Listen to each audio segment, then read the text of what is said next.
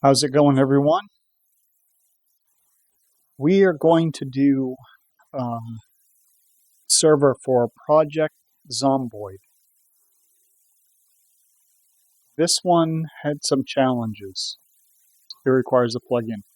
So you'll have to go to Windows GSM, plugin page, look for it through the list, or go to makeyourownserver.com and go to the Project Zomboid page, or click the link in the description to get there and download the plugin.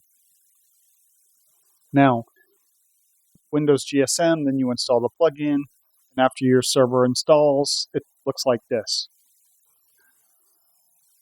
The first thing is you're going to go to Browse, Server Files, and you're actually going to go up a level to the Zomboid folder. Then you're going to go to Server, and you're going to edit Server Test. It's an INI with Note++.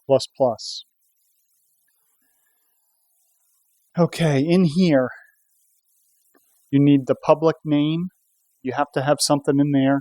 Public description, have to have something in there. Max players. I highly recommend you set this to the number of players that'll be on your server. If you leave this at the default number, you're not going to find your server in the list unless you check your settings correctly, and I'll show you that in game. It took me 2 hours to get the server where I could find it on the list. I set Steam back to false. You shouldn't have to do that. Server IP. This is going to be your router IP that shows up when you run your Steam query tool. That's the IP you need in here. And I believe that's it. There's the four things. You need to do your IP. You need the public name, public description. You need to list it on Steam. You can add this to your Steam favorites the same way that you do in Shrouded. If you get it to connect like that, you're probably not filtering correctly. Okay, so once we have those things set, then we're just going to save and close it out. And we're going to start our server. There's not that much once you know. Of course, you have to make sure your ports are open. The default ports on this, there's a couple of them. I would open 16260 to 16265. I would open a range. And I always do both UDP and TCP. I always do both because you can't tell which ports they're using. Most of the time they don't tell you. And so if you open them both, you don't have to worry. Okay, you can check your query tool. It better show up. Let's see. Yeah.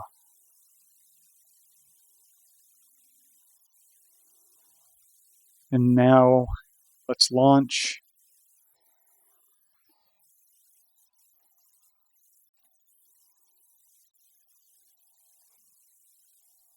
Yeah, there's one setting in this server search thing that, it's horrible. Okay, now we're going to join, and we're going to go to Internet. And I'm going to filter by name, and it doesn't find it. The best thing you can do is check every single box. This says show higher player count servers, and I was searching for my server, and I never checked this box because there was nobody on my server.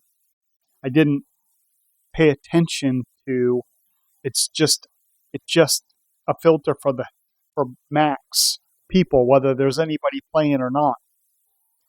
And so you have to check that. And it gives you a little disclaimer. And look, as soon as I check it, there's my server. And then to join, you have to click it. You have to put in an account name and a password. Now, this password is not your Steam password. Account username could probably be anything as well. We don't have a server password, so we're okay there. I also checked the Steam relay. I'm not sure. Can we save this? It takes quite a long time for this to load into the game. But that's it. Like I said, once you know, it's not so bad. But there we go, Project Zomboid. Another server you can play with your friends. Thanks for stopping by. Have a good day.